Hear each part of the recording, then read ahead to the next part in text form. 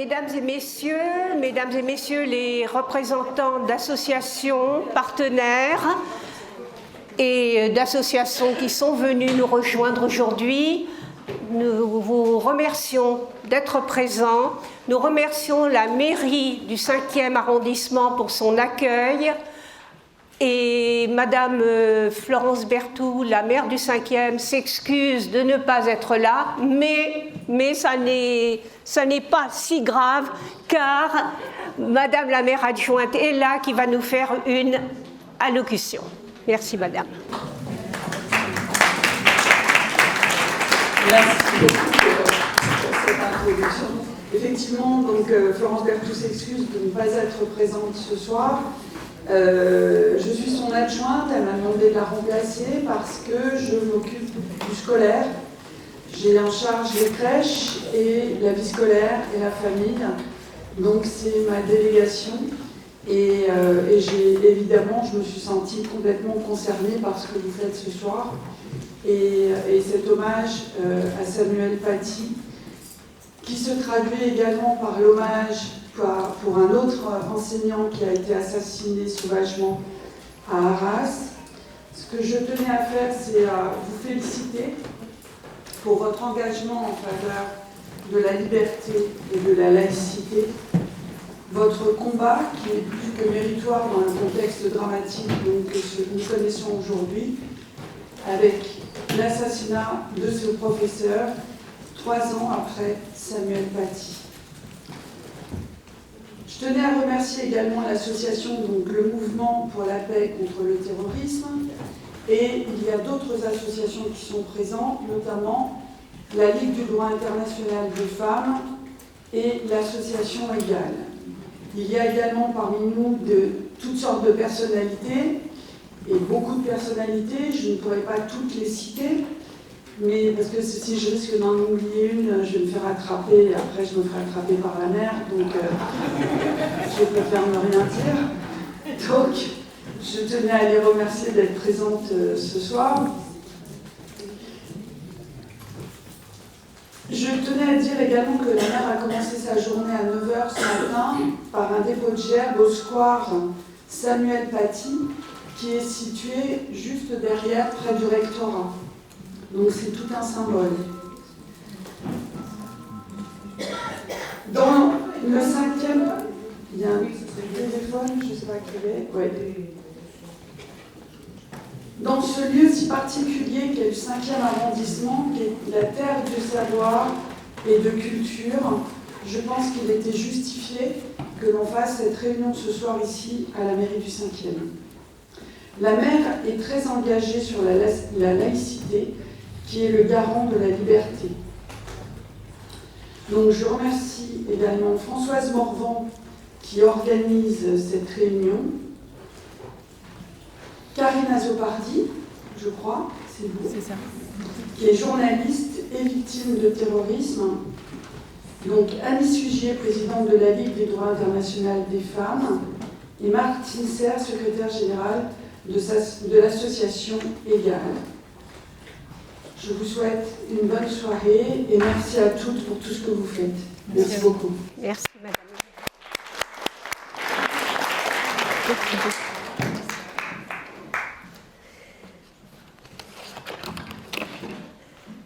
Voilà. Ça marche? Il marche? Bon. Alors, d'abord, je remercie Florence Berger-Blaclair, Karine Azopardi et Didier Lemaire d'avoir accepté notre invitation. Et je salue la présence effectivement d'universitaires parmi vous et de représentants d'associations, en particulier de l'Association française des victimes du terrorisme, parce que la solidarité avec toutes les victimes du terrorisme, c'est l'objet premier de notre association, à nous qui ne sommes pas une association de victimes.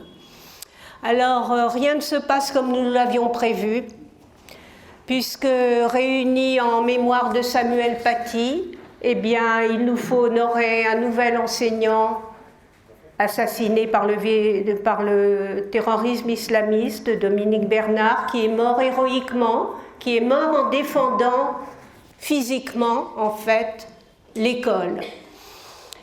Donc, je vais demander à ce que nous observions une minute de silence à la mémoire de Samuel Paty, à la mémoire de Dominique Bernard. Quelqu'un tout à l'heure au square, dans cette cérémonie si émouvante où Michael Paty a ému beaucoup de gens aux larmes, on a rappelé, et oui, il y avait aussi le professeur de l'école Ozar à Torah, effectivement. Et puis, moi, j'associerais en fait toutes les victimes du Hamas à la minute de silence que je vous demande d'observer. Merci.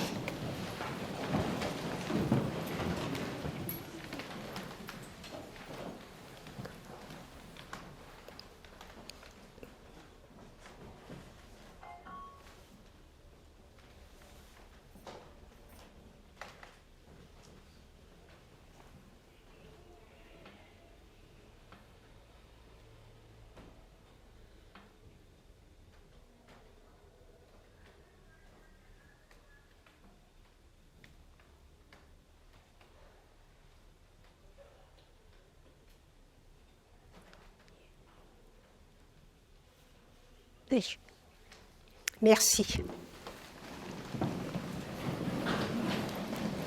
Alors, quand il y a 20 ans, 2 professeurs de Seine-Saint-Denis ont fondé le MPCT, nous n'imaginions pas que des enseignants seraient assassinés dans notre pays pour avoir enseigné, pour avoir défendu l'école. Ça, nous ne pouvions pas l'imaginer. Par contre, nous savions qu'une rupture majeure s'était produite dans l'histoire, une de ces fractures qui déchirent véritablement l'histoire de l'humanité avec le 11 septembre. Et ce qui nous effara, plus encore que le gigantisme de l'attaque, ce furent les réactions de beaucoup de nos collègues qui dirent que quand même les Américains l'avaient un peu cherché ou beaucoup cherché. Et puis il y avait la justification des attentats dits suicides. Ce ne sont pas des suicides, ce sont des commandes, disons, ce sont des suicides sur commande. Et on avait à l'époque, dans un amphithéâtre de l'université de Nanterre, une jeune fille qui s'était fait acclamer à tout rompre parce qu'elle a dit qu'elle était prête à aller se faire exploser au milieu d'une foule à Tel Aviv. Et donc on était effarés par ce manque d'humanité et on était très désemparés. On était très désemparés, étant des syndicalistes, n'étant pas préparés à cela. Et parce que de grandes organisations qui se réclamaient des droits humains, de grandes personnalités, des célébrités s'avéraient également incapables de partager les paroles que Camus avait mises dans la bouche de son humble personnage, son père en vérité, dans Le Premier Homme. Un homme, ça s'empêche, c'est-à-dire que rien ne peut justifier le terrorisme, rien ne peut justifier de viser les civils. Les conséquences de cet état d'esprit ont été absolument dévastatrices. Elles ont traversé le mouvement associatif, elles ont traversé les syndicats, elles ont été et elles sont encore, et peut-être aujourd'hui plus encore qu'hier, elles sont encore un obstacle qu'il nous faut lever. Alors, nous voulons résister, nous voulons agir, nous le faisons, ceux qui nous connaissent savent que nous sommes peu nombreux, mais qu'on essaye de s'activer et surtout d'être des lanceurs d'alerte et de favoriser l'unité sur des événements comme par exemple l'assassinat de Dominique Bernard, par parce que nous souhaitons arriver à fédérer au-delà des différences, de la diversité des sensibilités, sur la résistance de la société civile au terrorisme islamiste. Mais on va tenir bon, on va pas lâcher. Mais pour résister, il faut arriver à comprendre, et ce n'est pas toujours si facile de comprendre. Et c'est pourquoi je remercie infiniment nos 3 invités, parce que nous allons avoir une soirée studieuse, brève mais studieuse, nous devons terminer à 20h45, et que tour à tour, Florence Bergeaud-Blaclair, Karine Azzopardi... Pardon ? Micro. Ah, mon Dieu. Voilà. Bon. Alors, donc, tour à tour, Florence Bergeaud-Blaclair, Karine Azzopardi et Didier Lemaire vont nous aider à comprendre par quel mais décidément, je crois que c'est signe que je dois arrêter de parler. Merci. Alors, leurs exposés seront denses, ils seront passionnants et vous brûlerez d'envie de les questionner. Je vous propose que le débat n'intervienne qu'au terme des 3 exposés, parce que j'ai peur qu'en faisant un débat par exposé, on morde sur le temps de parole des derniers. Alors, certainement que, comme Didier Lemaire est le dernier, il ne sera certainement pas d'accord. Et d'ailleurs, personne ne sera d'accord. Donc, voilà, on va essayer de procéder de cette façon. Merci infiniment pour votre présence et... Ça marche ? Je suis nulle ici. Voilà, c'est le MPCT. Voilà. Alors, Florence Bergeaud-Blaclair, si nous tenions particulièrement à ce que vous soyez présente ici, à la mairie du 5e, c'est qu'on est quelque part au plus près de la Sorbonne, de cette Sorbonne où certains ont voulu vous censurer, on n'a pas voulu vous entendre. Aujourd'hui, j'ai expliqué à Madame la maire, Madame Florence Berthaud, que vous étiez sous surveillance policière. Elle me disait, mais pourquoi ? Mais pourquoi ? Eh bien, le pourquoi, c'est que vos travaux sur les frères musulmans, avec cet ouvrage qui est vraiment une somme considérable, qui doit être lu par tout le monde, à mon avis, lu et relu, parce que tout le monde n'est pas capable, à commencer par moi, de tout comprendre et de tout assimiler. Eh bien, votre travail sur les frères musulmans, parce qu'il est justement extrêmement rigoureux, extrêmement scientifique, il dérange énormément, et donc vous êtes devenu une cible. Et bravo pour votre courage, merci de nous éclairer. Après tout, les frères musulmans, le Hamas est une branche des frères musulmans. Donc, ce que vous expliquez sur les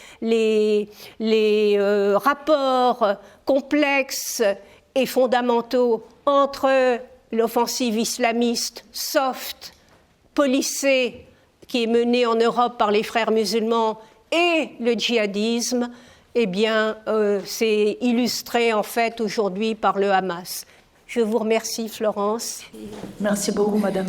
Merci.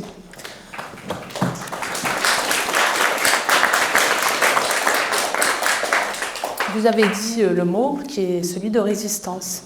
Et je dois constater que cette salle est pleine. Et ça, c'est très rassurant. Vous avez ici des personnes donc menacées de mort. Il y en a au moins 2. Il y en a au moins une qui est sous protection policière. Et vous venez quand même. Et ça, c'est vraiment très rassurant. Moi, ça me réconforte. Ça me permet de continuer en fait mon travail. Donc vraiment, je vous remercie de votre présence. Sachez que, par exemple, je devais faire une conférence à Bruxelles la semaine prochaine. Eh bien, elle a été purement et simplement annulée.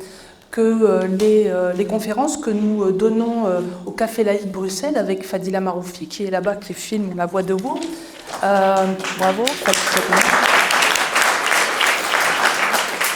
Je vois à chaque fois donc sa salle de plus en plus clairsemée parce que les gens ont peur. Et donc ils ont peur et ils se taisent en fait. Ils se taisent et ils se terrent. Ici, c'est pas le cas. Donc c'est vraiment réconfortant. Voilà. Alors, ce que j'ai essayé de faire dans ce livre qui m'a valu donc bien des reproches et donc des menaces, c'était d'essayer d'expliquer ce qu'il y avait dans la tête des frères musulmans, et notamment des frères et des 2 ou 3, voire maintenant 4 générations qu'ils ont rééduqués, réislamisés, donc à partir des années 70, ils commencent à penser leur projet dès les années 1960, et à partir des années 1970, ils réfléchissent très concrètement à la façon dont ils vont le mettre en œuvre. Ça va donner l'ex-Union des organisations islamiques de France, qui s'appelle aujourd'hui Musulmans de France et qui est la vitrine des frères musulmans. C'est tout à fait attesté dans plusieurs travaux, même si bien sûr il nie toute appartenance à cette confrérie ultra secrète. C'est une confrérie qui n'est pas secrète en pays musulman parce qu'ils sont impliqués dans la vie politique. En revanche, en France et en Europe, cette confrérie est strictement secrète. Pour vous expliquer un petit peu la structure, je vais aller très vite là-dessus, il y a d'abord un noyau dur qui est peut-être des dizaines de milliers de frères musulmans assermentés, et puis il y a à la périphérie donc ce qu'on peut appeler les membres affiliés et qui auront pour rôle très important d'entrer dans la société et de faire des liaisons avec cette société, de l'infiltrer, mais aussi d'apporter les éléments extérieurs qui permettent de nourrir la confrérie, donc aussi les moyens financiers. Tout cela, je le développe dans ce livre en mettant en lien l'idéologie confrérique donc de Hassan el-Banna, son fondateur, mais aussi d'un autre personnage très très intéressant et parfaitement oublié parce qu'il n'est pas arabe, qui est Maududi, qui est indo-pakistanais et qui est, si vous voulez, l'ingénieur du système islam. C'est-à-dire c'est lui qui va développer l'idée que les éléments de l'islam sont tous interdépendants, qu'ils font système, et donc à partir du moment où on en prête un élément de ce système, eh bien, on va être naturellement conduit à retrouver tous les autres. Donc quand on rentre dedans, eh bien, finalement, il est très difficile d'en sortir. Je ne vais pas aller sur ces questions un peu techniques, mais c'est pour vous dire que c'est un mouvement intellectuel, c'est un mouvement de pensée. Alors il y a ces 2 personnages, Maududi et El-Kardawi, que vous avez peut-être vu sur les réseaux sociaux. On le présente comme un personnage grossier, antisémite, misogyne, etc. Oui, il y a ça chez lui, mais il n'y a pas que ça, malheureusement. C'est aussi un penseur, un véritable penseur. Même si on peut désapprouver et être horrifié parfois par ce qu'il dit, c'est un homme qui réfléchit.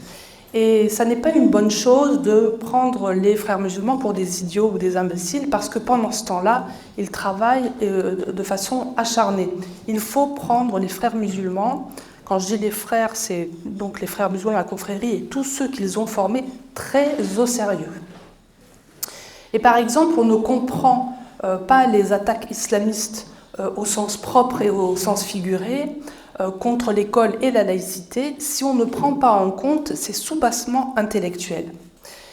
Il est peu probable que ces attaques menées depuis 1989, souvenez-vous de la retentissante affaire des foulards de Creil, eh bien il est peu probable que ces attaques se seraient poursuivies avec une régularité sans faille sur 3 générations de musulmans nés en Europe aujourd'hui, si elles n'avaient pas été mûrement réfléchies.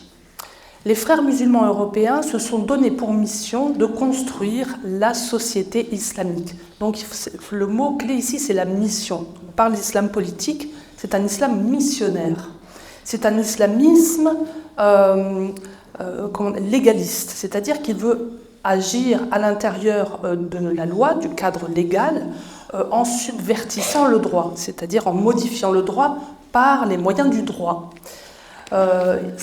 Les frères musulmans se sont donnés pour mission de construire la société islamique avec les armes des sociétés occidentales auxquelles ils pensent pouvoir apporter la guidance, la morale et le sens qui manquent à cette société.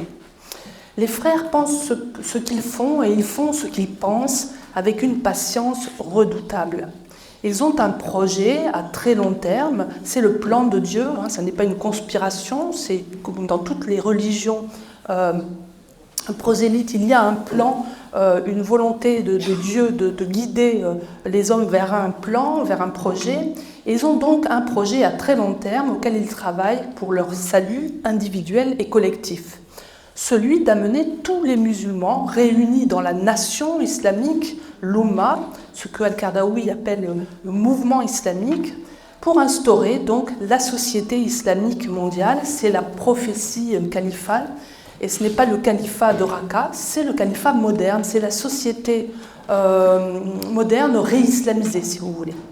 Donc ça, j'en ai décrit les origines, les modalités, tout ça dans ce livre, Le frérisme et ses réseaux. La priorité des frères, puisqu'ils procèdent en fait par secteur, ils réislamisent par secteur, la santé, le domaine de l'économie, le domaine militaire, etc. La priorité des frères, c'est l'éducation. C'est leur mission première à laquelle ils réfléchissent depuis un demi-siècle en Europe. Elle a donné lieu à un document d'une importance fondamentale qui a été publié, validé en 2000 à Doha par l'Organisation de la coopération islamique, et un document que j'invite tous ceux qui s'intéressent d'une manière ou d'une autre aux formes légalistes d'islam politique devraient absolument lire. C'est à Château-Chinon, en France, l'IESH, donc formée par Qaradawi et l'ensemble des frères musulmans qui dirigent aujourd'hui donc les musulmans de France, que dès 1993, les frères musulmans ont appelé à l'élaboration d'une stratégie de l'action culturelle islamique en Occident. Dans le cadre donc de l'ISESCO, qui est une organisation internationale spécialisée dans les domaines de l'éducation, des sciences et de la culture, qui est une branche elle-même de l'Organisation de la coopération islamique. C'est important parce que l'ISESCO se veut être, si vous voulez, veut être à l'Organisation de la coopération islamique ce que l'UNESCO est à l'Organisation des Nations Unies. Ce plan, à 30 ou 40 ans, cette stratégie, ça s'appelle une stratégie de l'action culturelle islamique en Occident, propose la mise en place de structures et de méthodes destinées à prévenir tout risque d'assimilation des musulmans dans les cultures des pays où ils ont émigré. Alors, je vais en présenter ici quelques grandes lignes. Les frères ne veulent pas seulement dissuader 4 générations de musulmans de toute intégration, synonyme pour eux de désislamisation.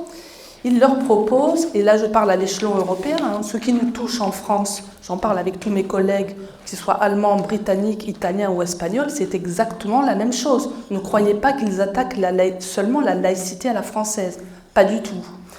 Donc ces frères ne veulent pas seulement dissuader des générations de musulmans de s'assimiler, ils proposent un véritable programme et des structures actives avec des personnels pour profiter des avantages financiers, technologiques, intellectuels de la tradition occidentale afin qu'ils soient en mesure non seulement ces musulmans de rester dans l'islam, mais d'en faire une société véritablement guidée par Dieu, donc une société théocratique, c'est le mot. La justification de cette stratégie, qui cible essentiellement les 3 générations de musulmans nés en Europe, est la suivante. L'éducation doit contribuer à l'amélioration de la qualité de vie des musulmans, à une meilleure adaptation à leur environnement, tout en leur permettant de donner une image positive de l'islam. Alors, le document, en fait, étant public, que vous pouvez voir sur Internet, est rédigé en anglais et je crois aussi en français. Le terme d'appel ou d'invitation à l'islam, qui serait jugé trop prosélyte, est remplacé par des des phrases comme diffusion d'une image positive, etc. Mais en fait, il faut toujours lire ces documents des frères avec leur intention finale. Et c'est là qu'on voit que l'image positive de l'islam, en fait, c'est l'islamisme, c'est-à-dire leur façon de concevoir l'islam. Et l'ensemble donc du document traduit des termes en langage occidental de façon à ce qu'il ne choque pas le lecteur, et ces mots sont empruntés généralement au champ sémantique multiculturel. Ils s'inspirent énormément de la sociologie, de l'intégration, de la culture, etc.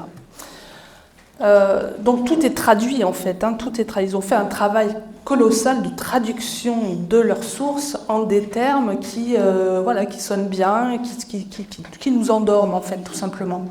Et ils ont d'ailleurs été aidés, j'en parlais tout à l'heure avec une association catholique, ils ont été aidés par les prêtres catholiques dès les années 90 pour en fait, dans le cadre de cercles islamo-chrétiens.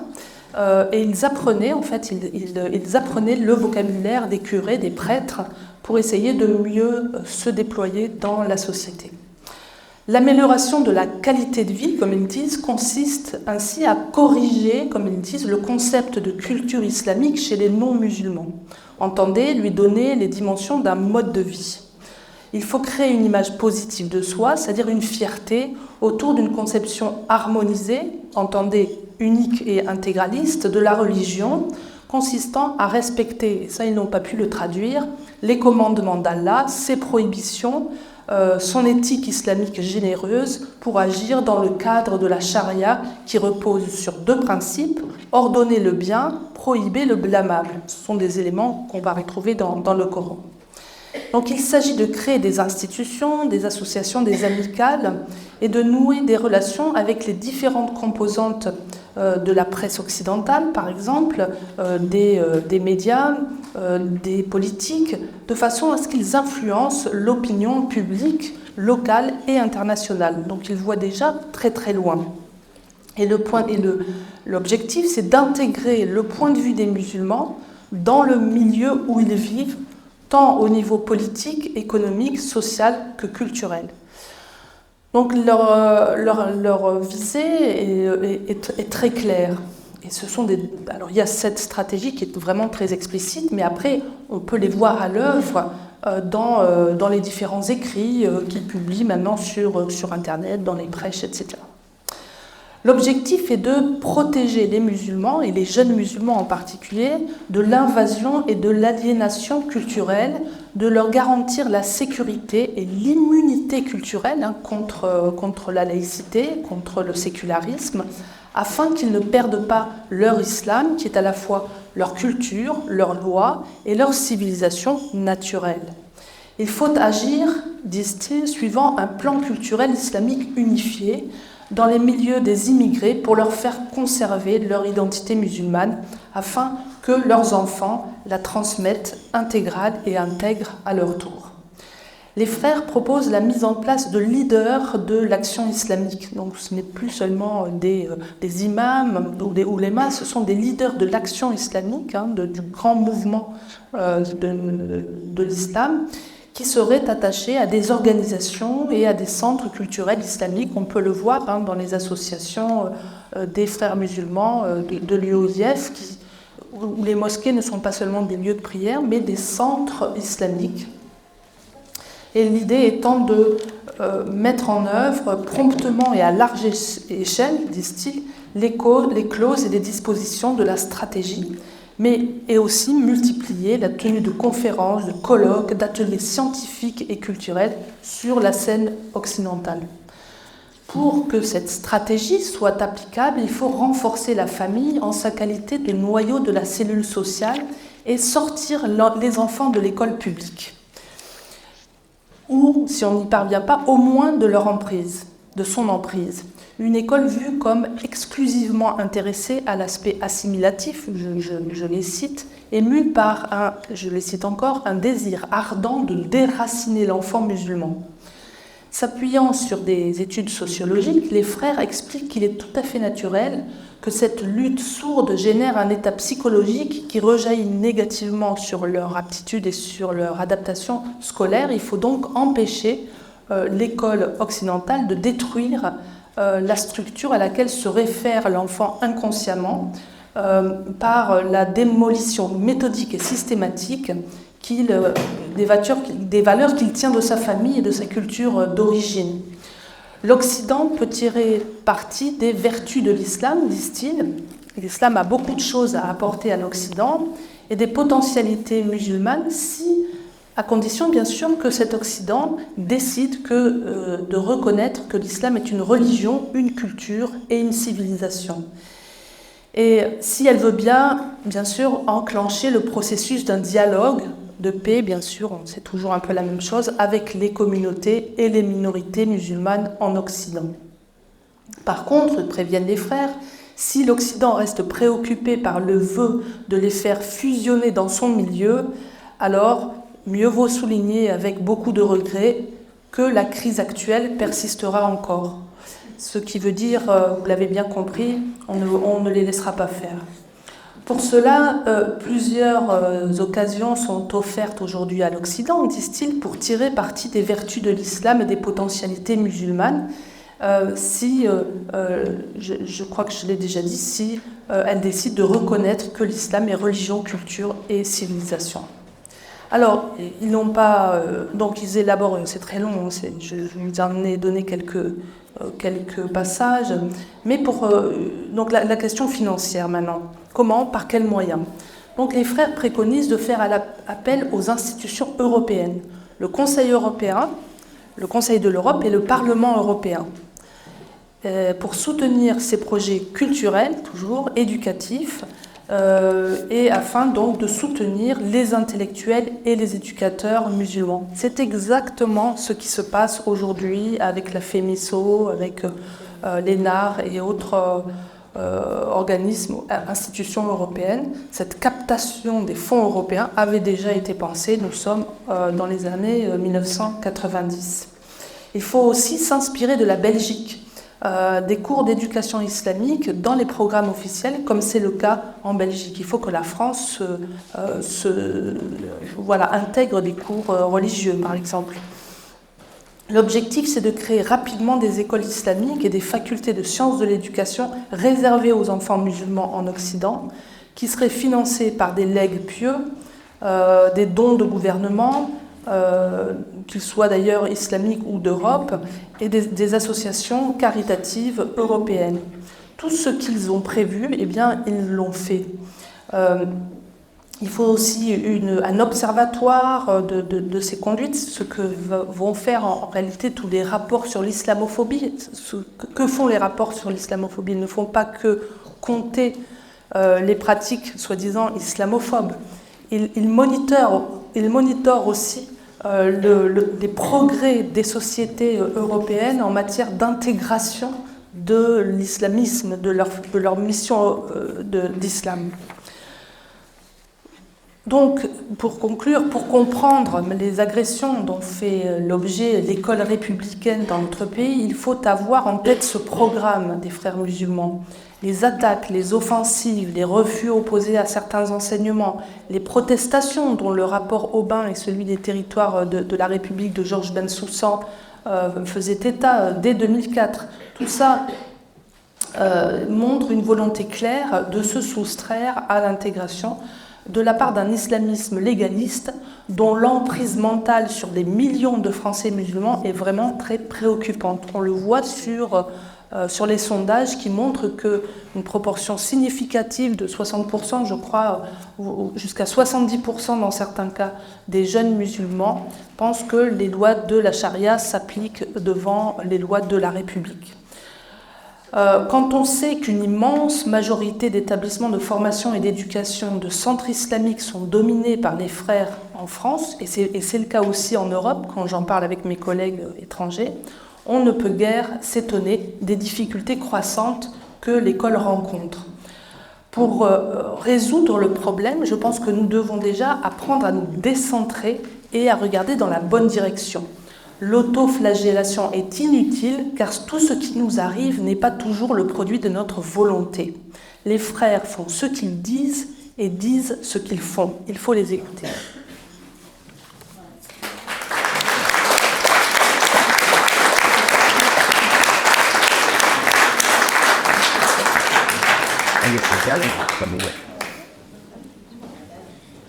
Merci infiniment, Florence. Je sais que beaucoup de personnes voudraient vous questionner dès maintenant, mais on va suivre ce que j'avais proposé dès le départ.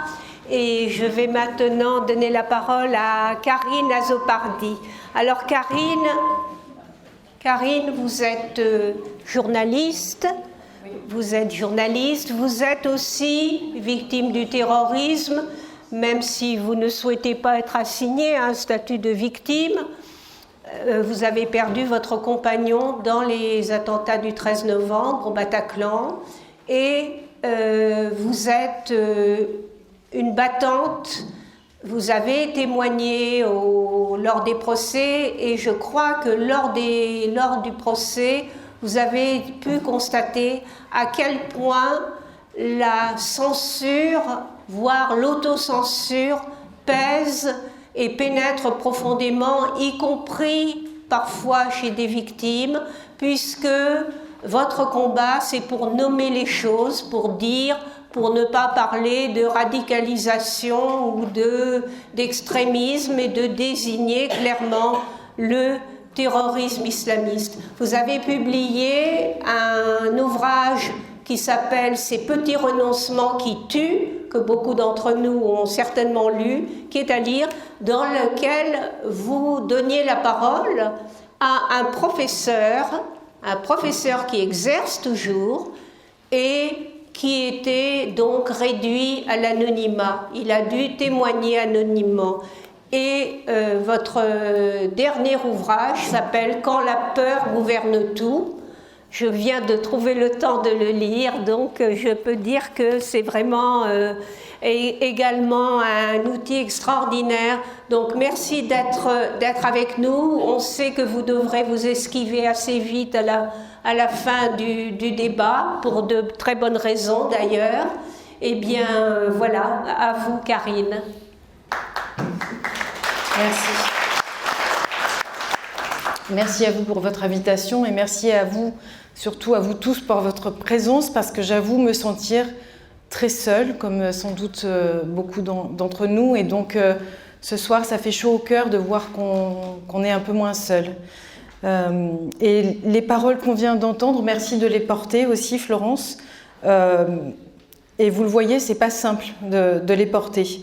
Parce que la première victoire du terrorisme, c'est en effet la peur, d'où mon titre, et cela fonctionne. Cela fonctionne et cette terreur fonctionne, on peut le comprendre, ne serait-ce que pour nommer les choses. On a des difficultés à le faire. C'est avec une émotion particulière que je suis parmi vous et que je m'adresse à vous ce soir. Émotion qui, je l'avoue, mélange plusieurs choses. D'abord, la mémoire de Samuel Paty, en premier lieu. Nous étions réunis pour dire plus jamais ça, et malheureusement, le pire est à nouveau arrivé. Et comme l'avait écrit mon co-auteur, professeur qui est en pensée avec nous ce soir, nous savions que cela arrivait, nous le pressentions, il l'avait écrit pour Samuel Paty. Et je peux le dire une deuxième fois, nous savions que cela arrivait à nouveau, et nous le pressentions, malheureusement. C'est ainsi avec beaucoup d'émotion, et je ne peux pas faire autrement, je m'en excuse, que je parle devant vous, car je sais ce que vit en ce moment la famille de Dominique Bernard, professeur de lettres à Arras, même si chaque malheur est unique. Le terrorisme islamiste, je ne l'ai pas cherché, et je n'ai pas cherché à travailler dessus. Je l'ai longtemps fui même, mais il m'a rattrapé le 13 novembre en emportant, vous l'avez dit, Huguette, l'homme de ma vie. Et tout à l'heure, j'étais à l'aéroport, je me raconte un peu ma vie, mais parce que tout est lié en fait, pour chercher mon frère de cœur, et c'était à son mariage que j'étais le 11 septembre. C'est pour ça que j'ai commencé à travailler sur l'islamisme.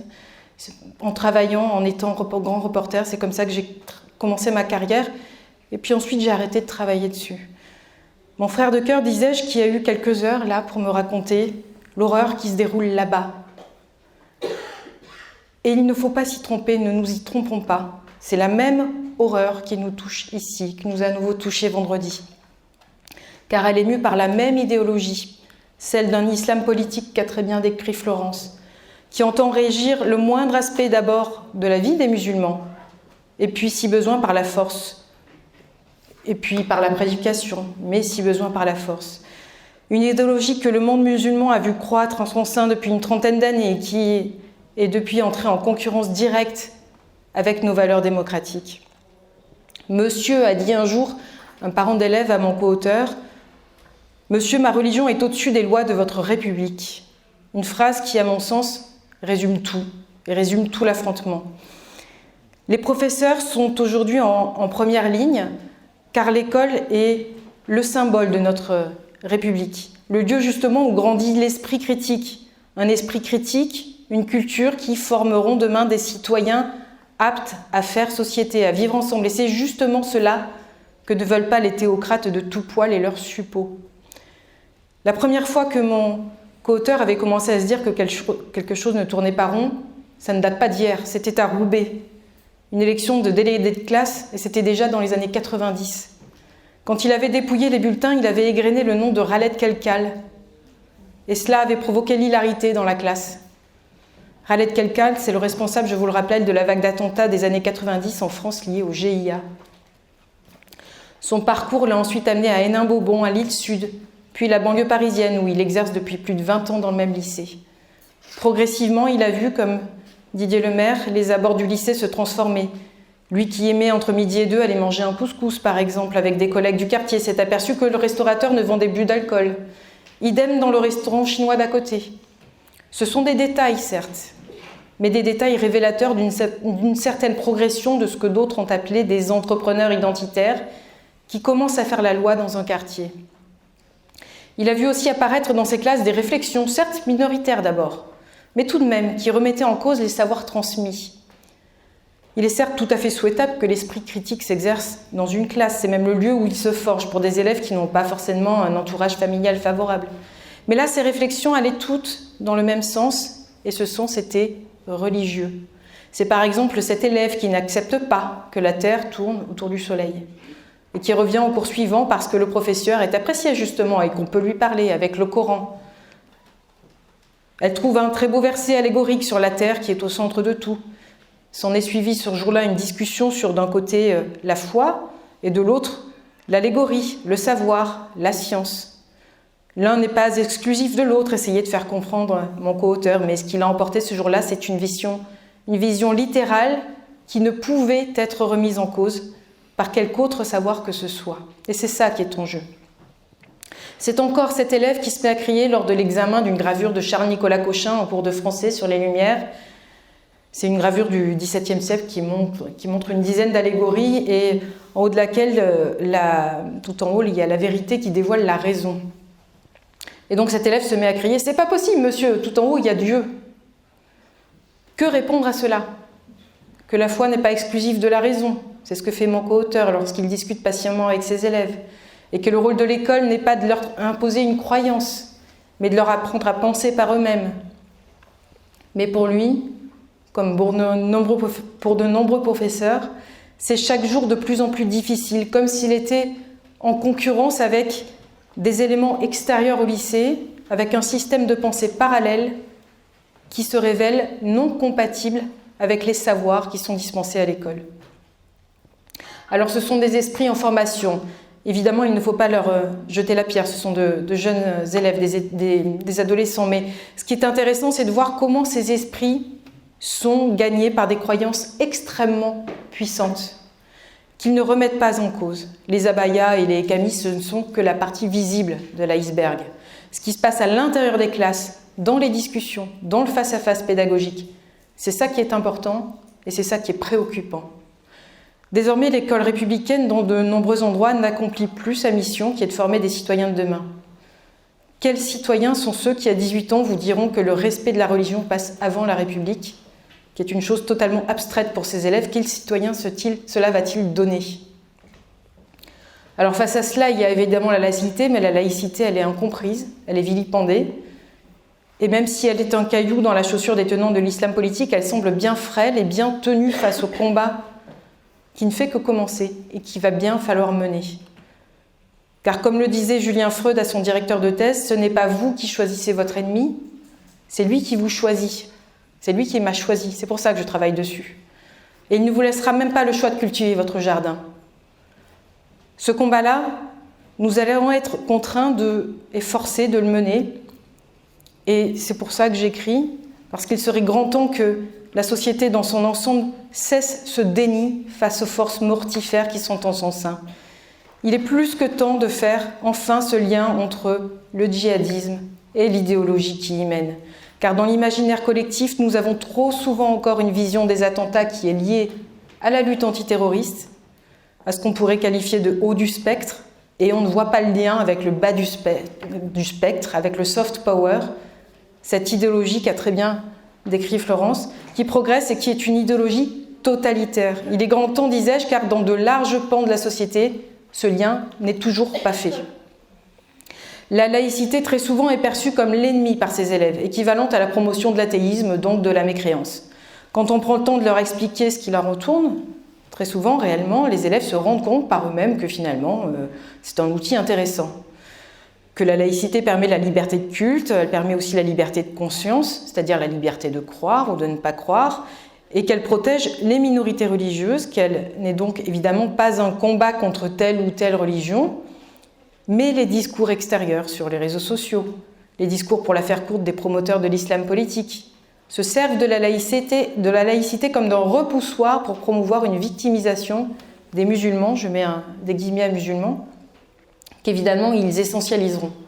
Le discours, c'est donc la laïcité, c'est un combat contre les musulmans. D'ailleurs, vous le voyez bien, quand vous voulez porter un voile, on vous l'interdit, c'est bien qu'on vous en veut.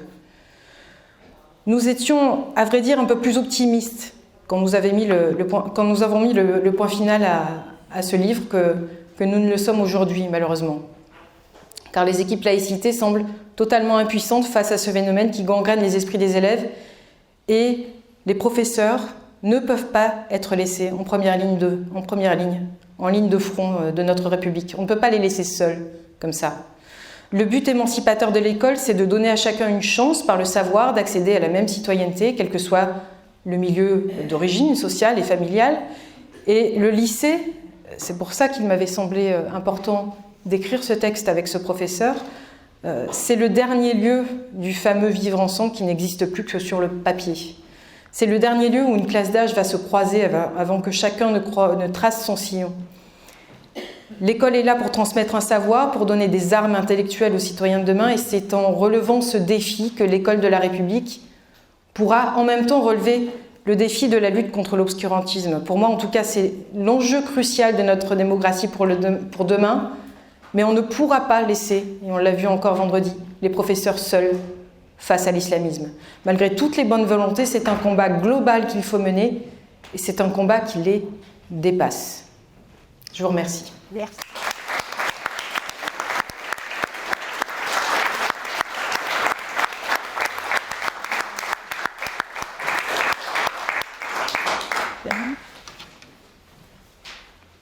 Merci. Merci Karine.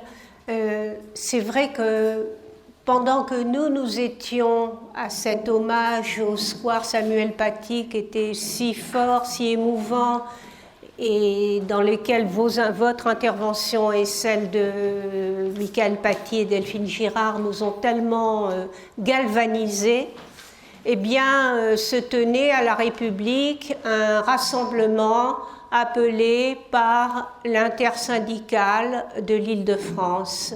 Et ce rassemblement, plutôt le texte de l'appel à ce rassemblement, est absolument désastreux, parce qu'il parlait de dire sa sympathie à la famille de la victime, etc. Mais la sympathie, ça ne suffit pas dans une situation pareille. Et il parlait d'attaque, il parlait en aucun cas le mot de terrorisme islamiste n'était prononcé, c'est un mot tabou. Et il disait par contre qu'il fallait se méfier de l'instrumentalisation. Mais quelle instrumentalisation? Pourquoi? Puisqu'on ne nomme pas, mais en même temps on nomme implicitement, puisqu'on désigne certainement l'extrême droite et le renvoi à la fachosphère, etc. Et ça devient insupportable. Ça devient insupportable de voir je sais que j'ai un débat avec mon ancien syndicat, très ancien, parce que je suis retraitée depuis belle-lurette, et ils sont complètement à côté de la plaque. Ils demandent la protection du gouvernement, mais protection contre quoi? Contre ce qu'on ne nomme pas. Si, au mieux, c'était protection contre tous les fanatismes. Voilà, tous les fanatismes assassinent des professeurs en France. Et ça, c'est tragique. C'est tragique parce que pour les professeurs, c'est très très dur de ne pas pouvoir compter sur ceux qui ont vocation à défendre les intérêts moraux et matériels des personnels. Alors, je vais donner la parole à Didier Lemaire. Didier Lemaire, vous êtes professeur de philosophie, vous avez longtemps enseigné à Trappes, vous avez publié la lettre d'un hussard de la République. Vous êtes un hussard de la République et je trouve absolument catastrophique que ce hussard aujourd'hui ne soit pas devant ses élèves à Trappes ou ailleurs.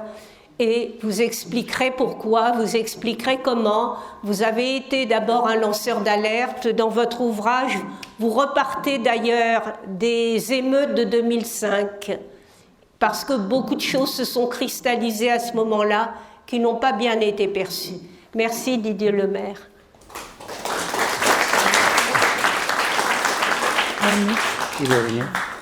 Bonsoir à tous, merci de votre présence, merci Huguette de votre invitation.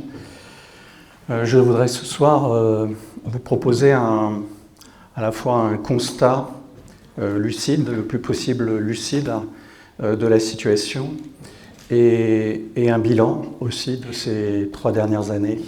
Je vais commencer par le bilan de ces années qui sont passées après l'assassinat de Samuel Paty. Vous vous souvenez peut-être de ces mots aussi inoubliables que malheureux du président de la République. Ils ne passeront pas. Et aujourd'hui, nous entendons la même litanie des paroles creuses qui sont là pour nous endormir et nous faire oublier la réalité de ce que nous vivons. Nous entendons ces paroles en continu sur les chaînes de télévision, de radio.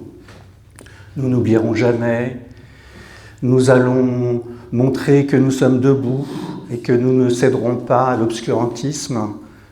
Tous ces mots creux qui ne sont accompagnés d'aucun acte. Le président de la République, après l'assassinat de Samuel Paty, a décoré et récompensé un nombre important de personnes qui ont contribué à abandonner Samuel Paty, que ce soit au niveau administratif ou politique. Il a poursuivi également le pas de vague, et j'en suis témoin parce que de nombreux enseignants m'ont contacté en me disant qu'ils vivaient la même situation que la mienne. Certains ont été déplacés en catimini. Et d'ailleurs, dans la ville où j'ai enseigné pendant 20 ans, avant que je doive finalement quitter ce lycée compte tenu de mon exposition médiatique et des menaces qui pesaient sur moi, une collègue d'un collège voisin a été exfiltrée sur ordre des renseignements territoriaux.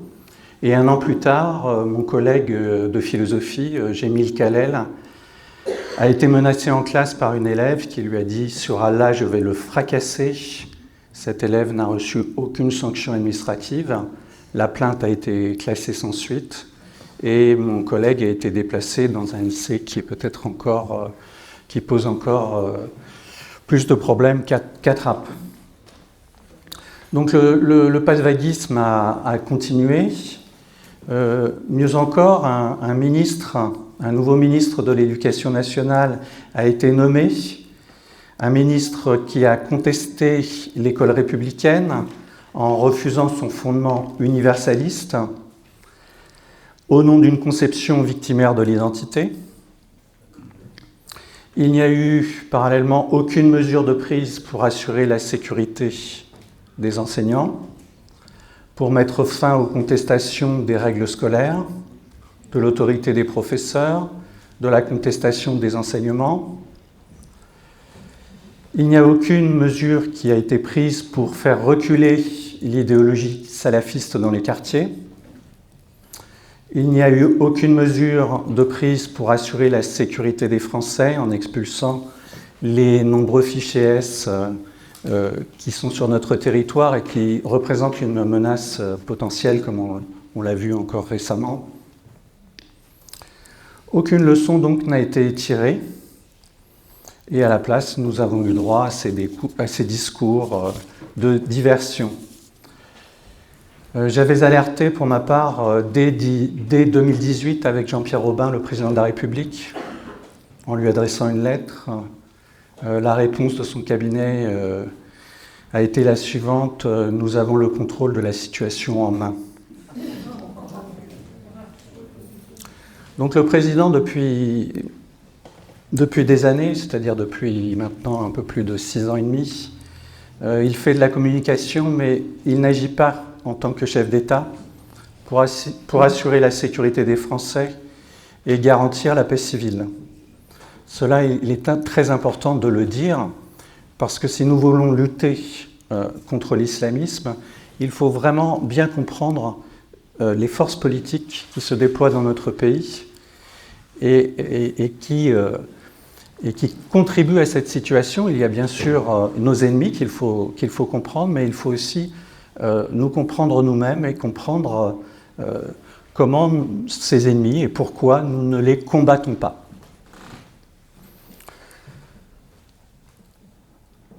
Il faut regarder, je pense, en face la situation, et je voudrais ce soir faire 2 constats. Un constat qui concerne d'abord l'école républicaine et un constat qui concerne notre nation et sa fracture profonde, le clivage politique qui aujourd'hui la menace. Quelle est la situation de l'école républicaine ? Eh bien, la situation de l'école républicaine est la suivante. Elle vit sous une triple pression. Une pression d'abord consumériste. Au lieu d'être un service public, c'est-à-dire un service au service de l'intérêt général, c'est-à-dire de tous les individus, elle est devenue une sorte, cette éducation nationale, de garderie sociale qui délivre un diplôme démonétisé. L'école était le lieu où l'on venait oublier ses origines pour acquérir de l'instruction, acquérir une culture scientifique, s'ouvrir à soi, aux autres et au monde grâce aux humanités. Et elle ne remplit plus aujourd'hui cette mission, et elle n'en a d'ailleurs même plus le pouvoir. En 30 ans, elle est devenue l'école la plus inégalitaire des pays de l'OCDE, alors qu'elle est aussi la plus dispendieuse. Le niveau scolaire s'effondre. Les élèves aujourd'hui partent massivement dans le privé. À Paris, c'est 40% des collégiens qui sont dans des lycées privés, et on peut comprendre ce mouvement. La plupart des enseignants, je pense aussi, ont oublié leur mission, qui est celle d'émanciper les individus pour les préparer à devenir des citoyens. Et l'école n'est plus aujourd'hui, je pense, le ciment de la nation. La deuxième pression qui s'exerce sur l'école, c'est évidemment la pression islamiste, qui est liée à ce projet que vous a exposé Florence tout à l'heure, ce projet frériste. Il s'agit d'un véritable travail de ségrégation pour empêcher les jeunes musulmans français de se sentir français et d'être des Français comme les autres. Ils doivent se percevoir d'abord comme des musulmans, voire comme appartenant à un clan et comme des ennemis, finalement, de notre pays.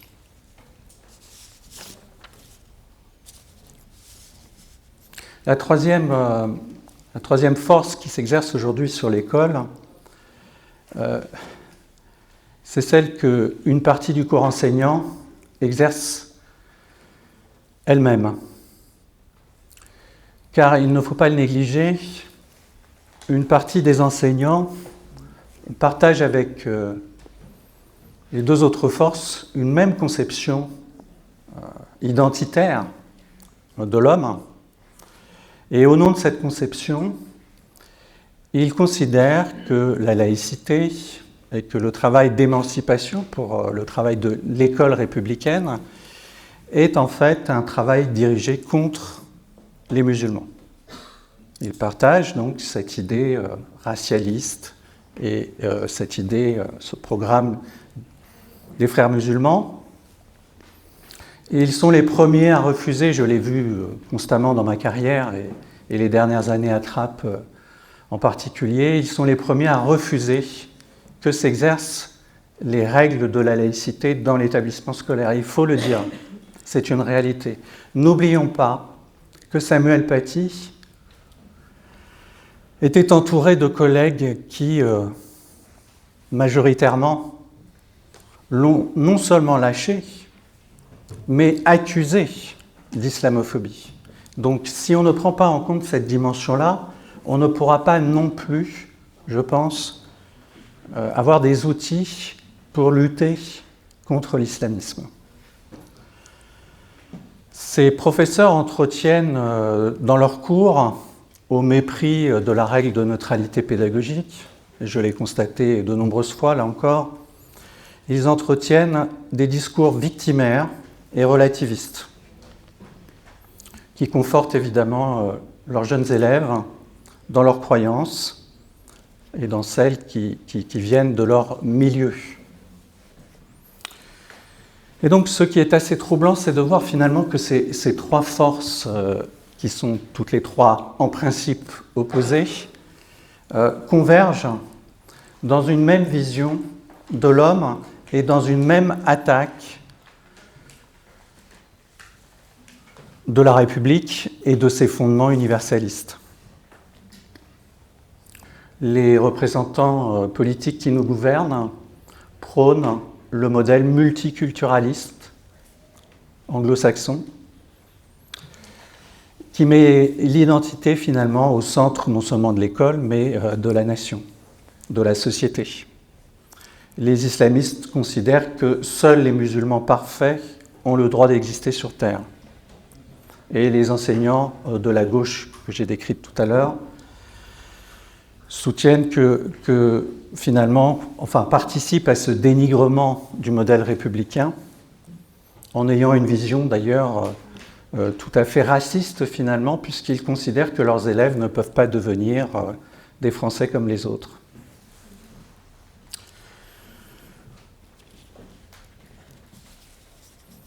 Il faudrait ajouter aussi qu'ils viennent de la gauche marxiste pour la plupart, de la sociologie bourdieusienne, et qu'ils partagent une vision un peu simplificatrice de la société, mais cette vision surtout, elle leur permet de placer le bien au-dessus de la vérité et de se donner bonne conscience. Et je pense que c'est là l'un des verrous qu'il faudrait faire sauter pour lutter contre l'islamisme et pour que le combat s'engage réellement. Je ne sais pas si j'ai le temps encore de poursuivre cet exposé. Je voudrais vous parler un peu de la situation politique, mais c'est évidemment peut-être encore un peu plus difficile et plus complexe. Mais sinon, on peut y revenir dans la discussion, c'est comme vous le souhaitez. 5 minutes. 5 minutes. Bon, alors je vais essayer d'aller à l'essentiel. Le problème politique auquel nous sommes confrontés. Quel est le problème ? Nous sommes attaqués, nous sommes face à un ennemi, vous l'avez dit, mais nous ne répondons pas. Nous ne combattons pas. Et nous ne voulons pas voir la réalité des maux dans lesquels cet ennemi nous plonge. Les assassinats, la peur, les renoncements, nous ne voulons pas les voir. Pourquoi ? bien sûr, on parle, et j'étais le premier à en parler en 2018, du déni, mais je pense que ce n'est pas suffisant pour comprendre ce qui bloque finalement. Et il me semble que pour cela, il faut faire l'analyse des forces politiques aujourd'hui en présence dans notre pays. Nous sommes face à 3 blocs, pour simplifier. Un bloc qui considère que, c'est le bloc présidentiel, que la nation est une vieillerie qu'il faut dépasser, qu'il faut soumettre finalement la souveraineté nationale à des lois qui sont celles de l'Europe notamment, ou à des formes de gouvernance qui la remettent en cause, qu'il faut dissoudre ou continuer l'affaiblissement des services publics, aussi bien régaliens comme la justice et la police ou l'école, que les services publics sociaux, la santé, les services sociaux. Je pourrais vous parler longuement des services sociaux, mais je n'ai pas le temps ce soir. Donc, il faut bien prendre en compte que cette force politique qui s'exerce depuis pas mal d'années, et même avant la venue du président Macron, elle produit des effets très importants dans notre société. La deuxième force politique, elle est en réaction à celle-ci, c'est celle du populisme issu de l'extrême droite. Et évidemment, ce populisme d'extrême droite va servir à chacune des 2 autres forces de repoussoir. La troisième force politique, alors là j'en aurais long à dire, je vais simplifier parce qu'elle est passée quand même depuis 2017 par un certain nombre d'étapes. La mise en cause du discours républicain, mais ensuite, finalement, une forme d'adhésion et d'encouragement au projet des émeutiers, à 2000 bâtiments publics qui sont attaqués. C'est un fait sans précédent dans notre histoire. On n'a pas pris encore acte de la gravité de cet événement. Et puis là, après l'acte de génocide perpétré par le Hamas sur le territoire israélien, je pense que là, on a finalement passé un autre cap, qui est celui vraiment d'une alliance. Alors, je ne vais pas avoir le temps de développer, mais ce parti politique, il applique la stratégie léniniste, qui est une stratégie qui consiste à renoncer à mobiliser le prolétariat. Et c'est comme ça que Lénine a pris le pouvoir. Et c'est comme ça que Mélenchon compte le prendre. Et il le dit, et je pourrais vous donner des citations, j'en ai de nombreuses, il a une stratégie qui est une stratégie d'aller à la guerre civile. Il veut conduire ce pays à la guerre civile. Ce n'est pas une stratégie électoraliste, contrairement à ce que disent beaucoup de journalistes. C'est une autre stratégie. Si nous ne comprenons pas cette logique-là, nous ne pourrons pas déverrouiller ce qui bloque. Et ce qui bloque, c'est que la petite classe moyenne éduquée, dont font partie les professeurs, les universitaires, les artistes, sont sous l'emprise de ce parti. Et on ne pourra jamais rien faire tant que finalement la crème de la nation, si je puis dire, sera, d'une façon ou d'une autre, adhérera à ce projet de la France insoumise. Un dernier mot peut-être. On arrête là.